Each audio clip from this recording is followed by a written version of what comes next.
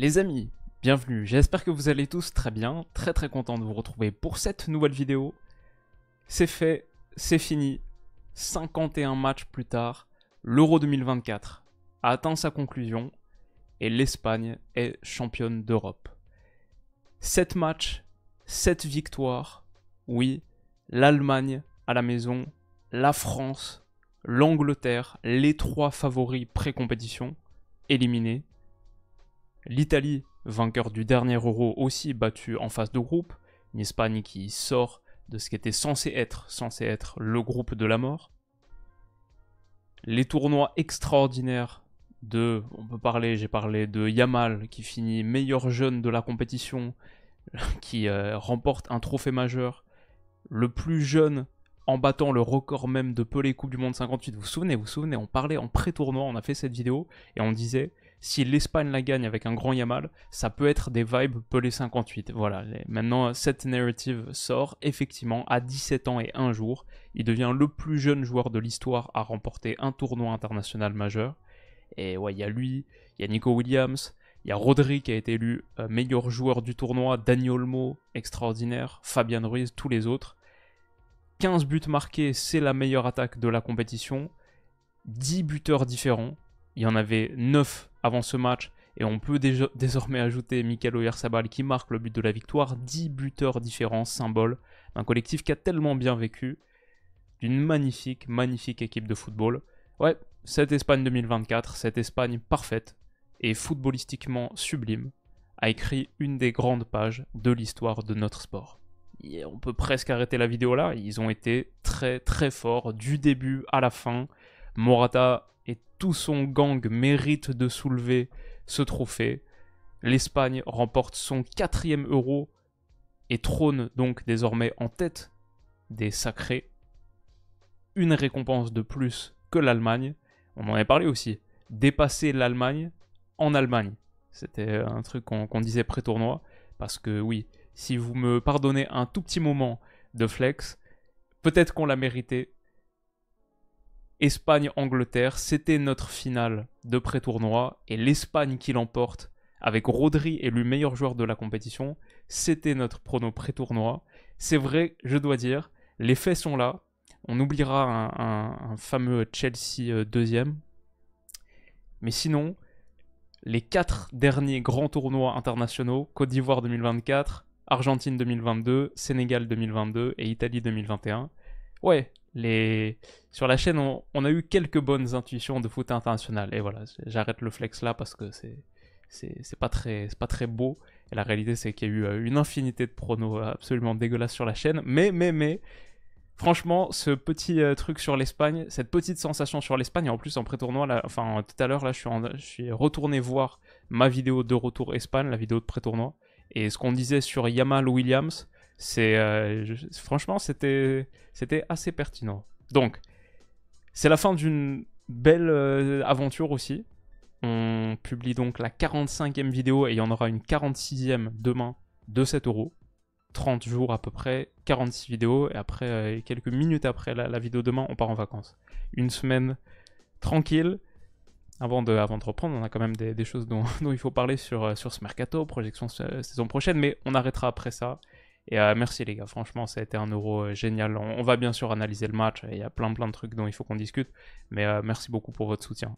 Euro extraordinaire, sur la chaîne, une ambiance de malade, dans les commentaires, la bienveillance, le kiff. C'était pas le meilleur Euro, mais on a eu un magnifique vainqueur, et je pense que ça nous a quand même fait vibrer. Le parcours de l'équipe de France quand même, mais juste sur la chaîne vous avez été top. J'ai pris beaucoup de plaisir à couvrir cet Euro, comme la Coupe du Monde 2022 qui était géniale, j'avais adoré le faire. Et là aussi, franchement, gros kiff. Donc merci pour votre force. Et maintenant, je vais dire rendez-vous dans une semaine, mais pour une aventure comme ça, d'un mois non-stop, avec parfois 3 vidéos par jour, ça va être rendez-vous 2026, dans 2 ans. Ouais. Il y a une CAN avant ça. On n'a pas couvert la CAN quotidiennement avec 3 vidéos par jour, mais on a couvert la dernière quand même avec, je pense, une bonne vingtaine de vidéos. Donc on fera ça. Mais ces aventures Euro, Coupe du Monde, ça a toujours un petit truc spécial. Et la prochaine fois, c'est dans 2 ans. Ok, l'Espagne l'emporte, Lamine Yamal élu meilleur jeune joueur du tournoi, Rodri meilleur joueur de la compétition tout court. Qu'est-ce qui reste pour les hommes de Gareth Southgate et de ce tournoi, vu qu'ils l'ont pas gagné? C'est un peu comme Deschamps, c'est un peu comme cette France qui sort en demi-finale.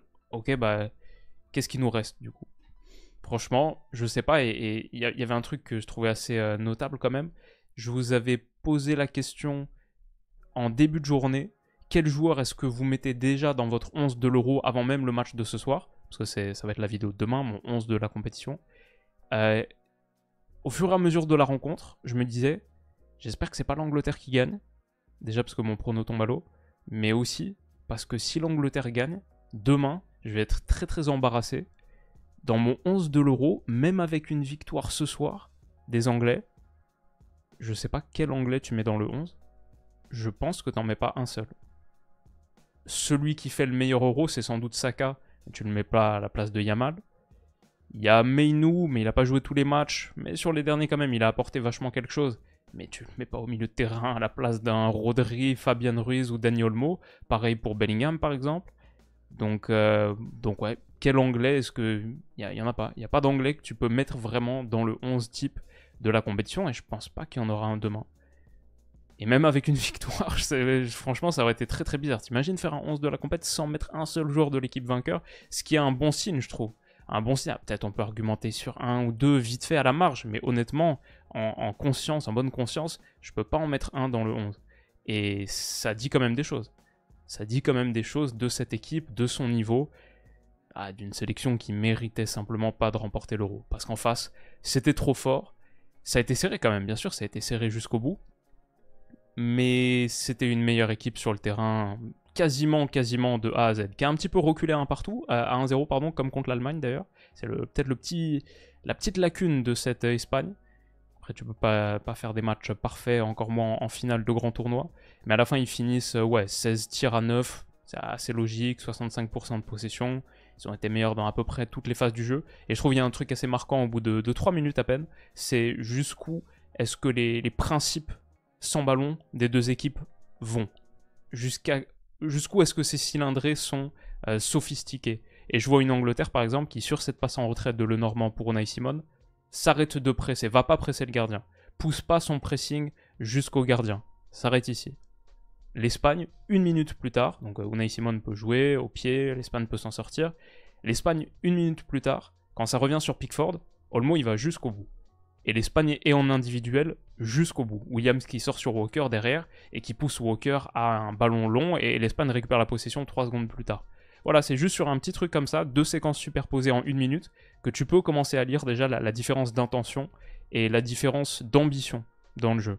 L'Angleterre était assez fidèle à ce qu'elle a montré depuis le début du tournoi, beaucoup moins ambitieuse sur sa production que l'Espagne. Ça pouvait quand même faire la différence, il y avait tellement de qualité individuelle, mais à la fin, la meilleure équipe de football et la meilleure production footballistique collective a triomphé sur ce match d'assez loin. L'équipe la plus ambitieuse aussi. J'ai vu des choses comme, dès le départ, ok, ce petit appui. Nico Williams qui était dans un bon soir, évidemment, il marque et il est top. Mais je veux dire, par rapport aux dernières rencontres, où phase de groupe, c'était extraordinaire. Il avait tout de suite, ok, génial. Et ensuite, les toutes dernières rencontres, il était un poil moins en vue. Il y avait un petit peu plus de déchets sur la phase d'élimination directe Allemagne et France. Si je me souviens bien, c'est un peu moins flamboyant. Et il sort un peu de la conversation du quasi meilleur joueur de l'Euro. Tu commences à se dire, tu mets peut-être Musiala à sa place dans le 11 de la compète. Alors que demain, je vais mettre Yamal et Williams, les deux ailiers. Mais maintenant, il n'y a aucun doute. Vu son match de ce soir. Et pourtant, Musiala fait un très bon Euro. Le meilleur Allemand, je dirais d'assez loin. Mais Williams a été dans un très très bon soir ce soir. Dans le match qui comptait, il est élu homme de la finale. Et cet appui tout de suite très incisif sur Fabian Ruiz, ok, il y a ce tacle de Walker qui doit se tordre pour empêcher le 1-2 d'aboutir. Mais qu'est-ce qu'a cette Espagne en plus? C'est Rodri et c'est la contre-pression. C'est le fait de pouvoir entretenir le rythme de cette phase de préparation, pas perdre de tempo, parce que même sur une petite déviation de la défense, tu perds pas le contrôle du ballon. Parce qu'il y a Rodri qui arrive tout de suite, au taquet, en contre-pressing. C'est même pas vraiment du contre-pressing, parce qu'il n'y a même pas vraiment eu de perte de balle. Il y a un 50-50 à jouer en gros.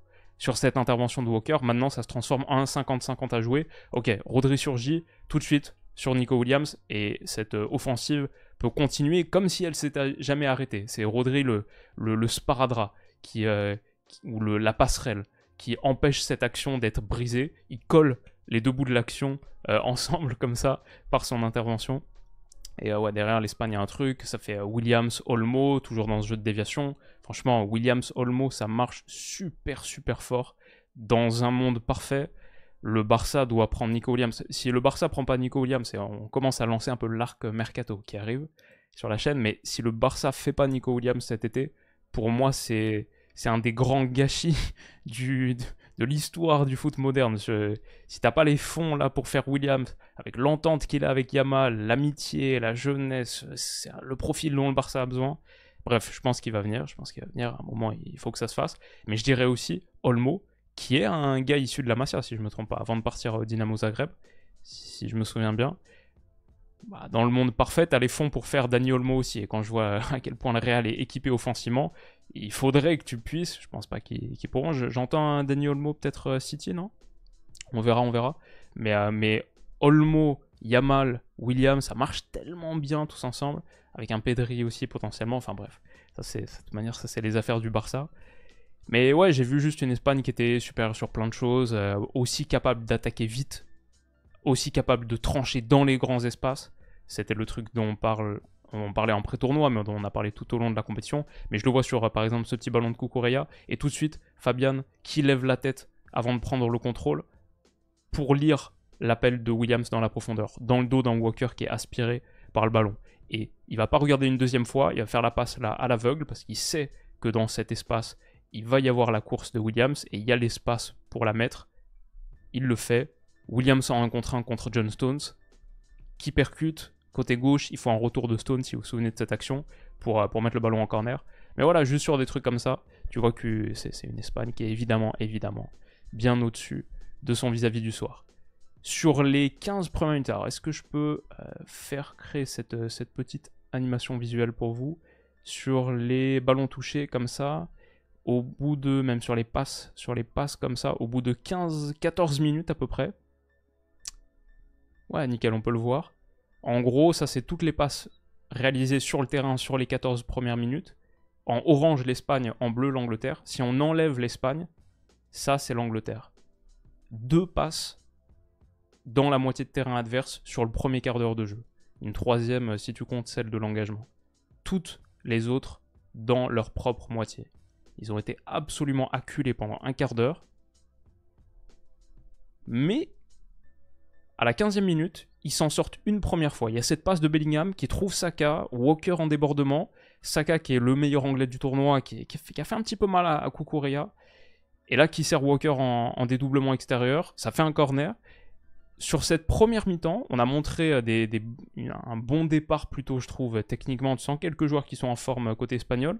Mais la réalité, c'est que l'Espagne, sur cette première mi-temps, souffre un poil, et pas flamboyante absolument. Et je vois encore une fois, Saka, voilà, face à Cucurella, il va rentrer intérieur, décaler Declan Rice, et il faut une grosse intervention de Rodri, qui a joué que 45 minutes, il est sorti blessé. Donc notre prono de Rodri buteur à 70e minute est vite tombé à l'eau malheureusement. Mais par contre sur les interventions défensives, ouais, là un tir contré, je crois qu'il en a un deuxième en seulement 45 minutes, hein, faut se rappeler. Si on va voir les stats, je sais pas si on va pouvoir le retrouver. Peut-être si on clique simplement sur Rodri. Qu'est-ce qu'on a? Tacle. Je sais pas comment retrouver les tirs contrés. Mais bref, on s'en fout, désolé. En tout cas, il a fait cette mi-temps de protection défensive. Pourtant, je vois des trucs comme l'Espagne, ouais, genre là, Fabian Ruiz passe un petit peu molle, un peu trop, qui fait perdre à l'Espagne le petit avantage qu'elle a sur cette action. Donc Rodri doit se précipiter, Declan Rice peut intervenir, il y a une transition dangereuse pour l'Angleterre. Kane la joue, ok, côté, ça donne rien, mais c'est dangereux. Et il y a cette perte de balle aussi, 44e minute de Carvajal sur Bellingham qu'il a bien lu, peut-être parce que c'est son partenaire en club, donc il a bien anticipé ce petit retournement semelle qu'il allait faire. Lui chip le ballon comme ça, super super dangereux. S'il la joue immédiatement à Foden comme ça, dans cet intervalle, je pense que c'est encore plus dangereux. Il sert Kane en retrait, Rodri, voilà, c'est le deuxième tacle, le deuxième tir contré. Après Rice tout à l'heure, Rodri un deuxième ici, et c'est là-dessus qu'il se blesse. Parce qu'il y a un gros choc avec la porte. Ouais, on le voit ici. Et il doit sortir quelques minutes plus tard, donc à la mi-temps, remplacé par Zubimendi. Mais ouais, tu vois, pas une très bonne mi-temps de l'Espagne. Le truc, c'est ce que je me suis noté, c'est que l'Espagne rentre au vestiaire et elle se dit qu'elle doit faire totalement autre chose en seconde. L'Angleterre rentre au vestiaire et elle se dit... Ok, pas mal. Pour nous, pour nos standards, c'est bon. L'Espagne a peut-être fait en première mi-temps de cette finale, a peut-être fait sa pire mi-temps, sa moins bonne mi-temps de l'Euro 2024. Les standards sont élevés pour eux, et c'est une finale, il y a la nervosité, il y a la tension, c'est l'Angleterre en face qui est quand même assez retranchée, pas facile à ouvrir forcément. Mais voilà, l'Espagne, ça, c'est cette première mi-temps de finale, c'est peut-être la pire de son Euro, alors que l'Angleterre, je vais pas dire que c'est sa meilleure, mais voilà, ils en sont très satisfaits, je pense. Et ils rentrent au vestiaire et ils sont très contents de ce qu'ils ont fait. Et l'Espagne revient avec une intention totalement différente, parce qu'ils vont marquer sur le coup d'envoi. On l'oublie, parce que le but, il intervient à genre la fin de 46e minute, ou peut-être même début de 47e. J'ai compté, il y a genre 20... J'ai compté, mais j'ai oublié, malheureusement. Je crois que c'est 21 ou 22 passes consécutives de l'Espagne. Ça va finir avec, là, on est à la 45-58. Laporte qui décale Fabian Ruiz. Fabian Ruiz qui joue côté sur Carvajal. On voit la largeur qui est tellement bien utilisée par l'Espagne, avec Williams, avec Carvajal, avec Yamal là, à l'intérieur. Il va jouer sur Carvajal. Retenez ce qui se passe là. Petit extérieur du pied. Retenez, extérieur, c'est important. On en reparle tout à l'heure. Extérieur pour Yamal lancé dans le demi-espace, qui se déplace super bien. Ça, il ne faudra pas l'oublier sur cette action. Le pivoter comme ça à 360 degrés sans la toucher pour pouvoir... Tu vois, c'est un contrôle sans toucher le ballon, mais du tout. Juste pour pouvoir se mettre dans la bonne position de corps, la bonne orientation, et derrière accélérer tout de suite sur la première touche pour rentrer à l'intérieur, trancher à l'intérieur, mettre Gueye sur ses mauvais appuis. Et la largeur, c'est là qu'elle paye. Cette largeur espagnole, c'est là qu'elle paye. Il y a l'appel de Dani Olmo en fausse piste à l'intérieur. Mais Williams, tout seul à l'extérieur. Shaw, où est-ce qu'il est? Il est sur Olmo. Williams, seul au second poteau, peut finir.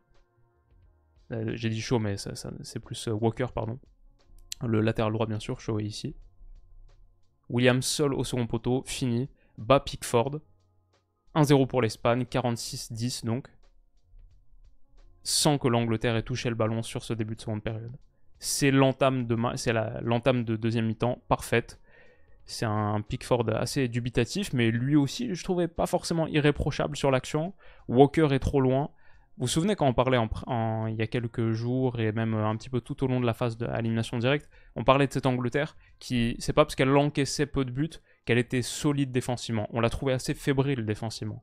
Bah là, pour moi, c'est totalement le cas. Ils sont tranchés de A à Z sur cette action, et même la fin, la protection de surface, la protection du but, est pas très bonne. La réaction anglaise sur l'engagement. L'Espagne vient d'avoir un engagement pour lancer la seconde mi-temps, ils ont marqué dessus. La réaction anglaise, hop, ballon long de Pickford. 2 touches de balle donc. Zubimendi dans les airs.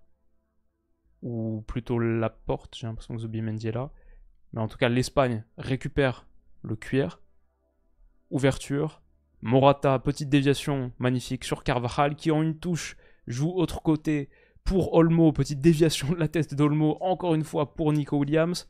Passe à l'intérieur, magnifique de Williams pour Olmo. Son contrôle orienté en pleine surface. On avait parlé d'Olmo tellement à l'aise à l'intérieur de la surface de réparation. Je pense que si on remonte quelques tweets seulement, on va pouvoir le trouver. Ouais, c'est ça. À l'Allianz Arena contre le Bayern en début de saison en Supercoupe d'Allemagne. On avait sorti ce dribble magnifique pour le deuxième but du match, contre l'équipe de France bien sûr, ce contrôle délicieux de l'extérieur de la patte droite sur Tchouaméni pour marquer le deuxième but de l'Espagne dans cette rencontre. Encore une fois, Olmo en pleine surface, magnifique contrôle orienté, il bat Stones, ça frappait un petit peu trop longue, mais l'Espagne a eu l'occasion du but du break, et en 3 minutes au retour des vestiaires, ils sont à ça d'en planter 2, et de tuer ce match direct.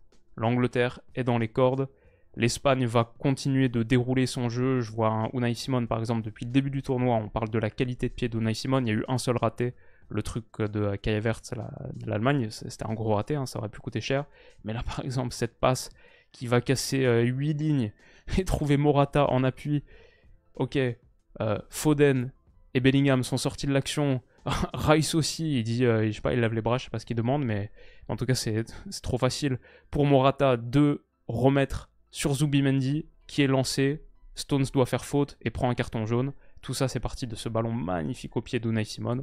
Et ouais, juste l'Espagne au-dessus, je vois des trucs comme Yamal à l'intérieur comme ça qui est servi par un bon ballon de Lenormand qui peut se retourner, il y a tellement d'espace pour lui. Il y a Olmo qui va faire cette course demi-espace tranchante, il y a Williams de l'autre côté, donc il y a un 2 contre 1 en face de Lamine Yamal. Enfin, c'est parfait, tous ces coups sont techniquement et tactiquement si dangereux, si bien joués. C'est même pas cette option qu'il choisit, c'est Morata dans la profondeur qui est aussi une possibilité. Et là, il y a un face-à-face. Voilà, on joue depuis 10 minutes. L'Espagne a eu 3 grosses occasions de marquer. On a converti une. Celle-là, elle est repoussée sur la ligne par John Stones. L'Angleterre montre qu'elle est vraiment... c'est assez apathique. Southgate doit se résoudre à sortir son capitaine Harry Kane, qui aura fait un tournoi extrêmement décevant, qui finit co-meilleur buteur de l'Euro, mais personne ne s'y trompe. Son tournoi est un échec. Sort à la 61e minute de jeu, remplacé par Oli Watkins, le sauveur de la demi-finale, contre les Pays-Bas.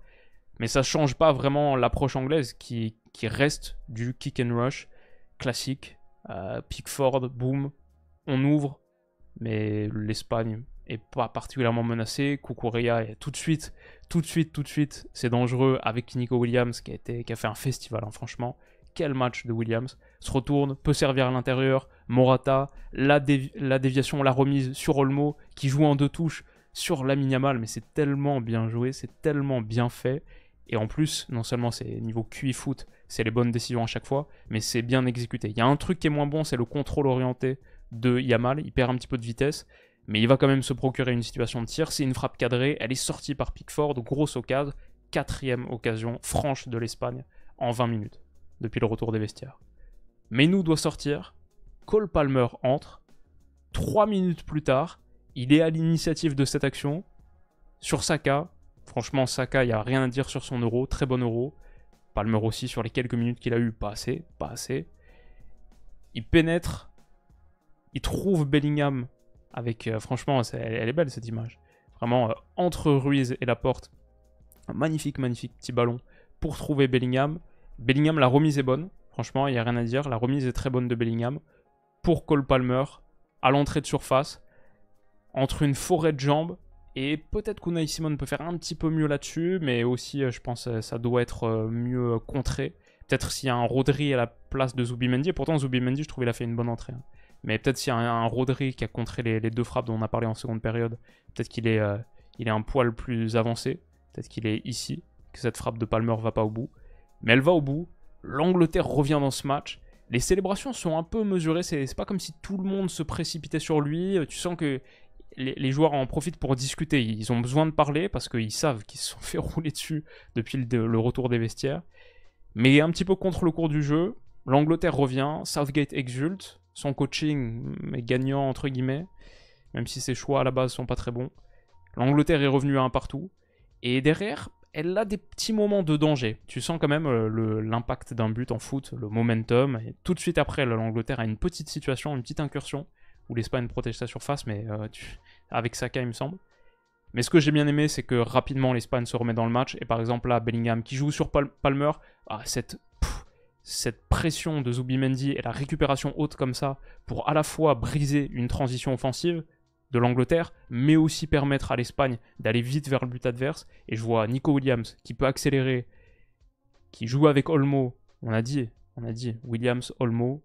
On a beaucoup parlé sur ce tournoi de Williams-Yamal. Et sur le premier but, Il y en a un qui est passeur pour l'autre buteur. C'est quand même très très beau. D'ailleurs, j'en ai pas parlé sur le coup, mais j'en ai fait un petit tweet. Là, dans la foulée, quel symbole, quelle histoire, les deux. Premier passeur, premier buteur de cette finale. Les deux qui sont potes en plus, enfin, trop stylé. Donc ok, Williams-Yamal, on sait, mais Williams-Olmo aussi. Et Olmo-Yamal. C'est un très très beau triangle. Et là, il est trouvé donc, Olmo. Tu penses qu'il y a une possibilité pour jouer sur Zubimendi, c'est peut-être Oyarzabal, pardon, qui est rentré à la place de Morata vers l'heure de jeu. Et il y a Fabien Ruiz aussi, mais non, il va choisir la solution que je trouve très osée, que je sais pas si beaucoup de monde l'a vu. Il choisit la solution dangereuse, axiale, de combiner avec Nico Williams, qui lui la remet en 2 touches, magnifique. Je me dis, il va se l'amener pour un 1 contre 1, il la laisse filer pour Lamine Yamal. Cette action est magnifique, sublime, et il manque juste la finition de Yamal, qui bute sur Pickford. Sa frappe est trop axiale. Malheureusement, il ouvre pas suffisamment bien son pied. On sait à quel point il a cette surface de pied magnifique.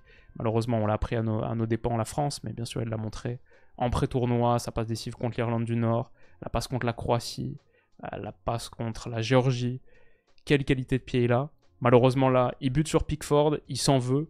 Mais je me note sur cette action, je fais énorme occasion, magnifique occasion, partie de la contre-pression de Zubimendi, top qualité. Juste pour des mouvements comme ça, l'Espagne mérite de gagner. Avec 3 emojis tristes. Et 7 emojis tristes sur juste Yamal, 81ème. J'étais dégoûté sur cette action, parce que t'as envie que la meilleure équipe gagne. Et quand il y a une équipe qui montre des choses comme ça, t'imagines la tristesse si elle perd en séance de tir au but. Il m'aurait fallu toutes mes vacances pour m'en remettre, je crois. Mais heureusement, à la fin, l'Espagne le fait. Pas sur cette action où ils auraient pu, où on voit encore Yamal, Williams avec Olmo, dos au but, en pleine surface, comme ça, comme un 9 pivot, mais magnifique orientation. Il mange Gueye, et il rentre à l'intérieur. Il faut un retour de Declan Rice. Il avait essayé de s'appuyer sur Williams encore une fois. Il faut un retour de Declan Rice. Ça fait corner. Mais ouais, qu'est-ce que cette Espagne est menaçante, tranchante. Et à la fin, elle va l'emporter. Sur cette action, c'est encore une belle séquence collective. C'est encore venu d'un central qui fait le premier décalage. C'est encore venu de la porte en l'occurrence. Qui trouve Fabien Ruiz, qui bat une ligne. L'Angleterre, franchement, un petit peu démobilisée, je trouve, sur son attitude. Watkins est loin, ça presse pas. Voilà, cette équipe se retrouve punie par son apathie défensive, le fait qu'elle sait pas faire ça. Fabian s'appuie sur Olmo. Olmo, on a beaucoup parlé de lui sur ce tournoi, et je veux pas qu'on oublie ce ballon. Je veux pas qu'on oublie ce ballon, parce que qui dans cette position met ce ballon? Il y a Cucurella là sur le côté. Qui choisit de se contorsionner comme ça pour mettre ce ballon extérieur du pied? Et vous vous souvenez, j'avais dit extérieur. Souvenez-vous, extérieur de Carvajal. Les 2 buts de l'Espagne sont venus d'un extérieur. Cette surface de pied qui débloque tant de situations, qui ouvre tant d'intervalles, qui est vraiment une clé d'espace. Et cet extérieur du pied sur Mikel Oyarzabal, qui va permettre de trouver Cucurella pas en tant que 2e homme, en tant que 3e homme de cette action. Et donc lancer avec du jeu face à lui, en ayant mobilisé ton 9 pointes, en ayant fixé tous les défenseurs. Magnifique choix de Dani Olmo.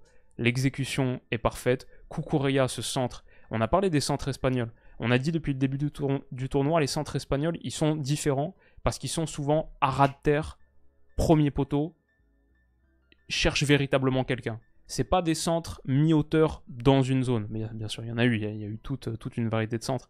Mais souvent, il y a des centres comme ça.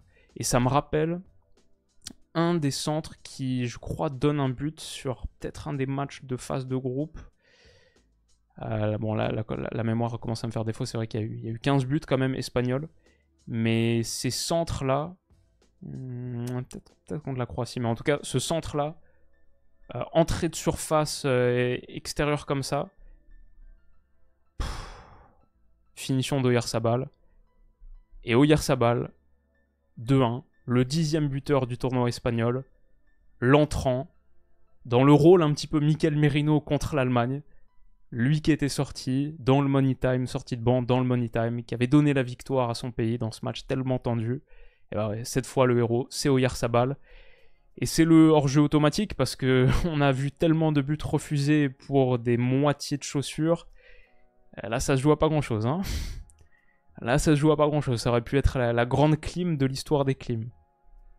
Mais ça profite à l'Espagne et il faut dire que c'est mérité. Sur ce match, il y en a eu une dernière quand même. Il y en a eu une dernière et elle est très belle. Parce que sur ce corner de Cole Palmer, tête de Rice repoussée par Unai Simon, ou sur la tête de Marc Guéhi, à 5 mètres du but, mais Dani Olmo, sur sa ligne, l'Euro de Dani Olmo, mesdames et messieurs, l'Euro 2024 de Dani Olmo, magique, magique. Et il est donc un des grands héros de cette fin de rencontre. J'ai adoré derrière, t'as Cucurella et Unai Simon qui viennent le chasser tout de suite pour se ruer sur lui. Comme il se retourne comme ça, on dirait qu'ils veulent l'attraper pour le violenter, mais c'est pour le fêter. Southgate, ouais, les mains sur la tête, parce que c'était la dernière, parce que monsieur Le Texier siffle la fin du match, et l'Espagne a remporté son 4e Euro. C'est pleinement mérité grâce à 2 buts en seconde période de Nico Williams et de Mikel Oyarzabal. L'Espagne l'emporte. L'Espagne est championne d'Europe. Et voilà les gars, c'était un sacré Euro. Pas le meilleur, parce qu'on n'a pas eu beaucoup de belles équipes, mais on a eu le vainqueur magnifique. Et au moins, l'histoire retiendra ça. Qu'est-ce que vous retenez de cet Euro 2024 ? Il reste une toute dernière vidéo, rendez-vous demain pour ça. Et j'ai passé un mois terrible, génial avec vous. Merci beaucoup les gars. Prenez soin de vous, et on se dit à demain. Bisous.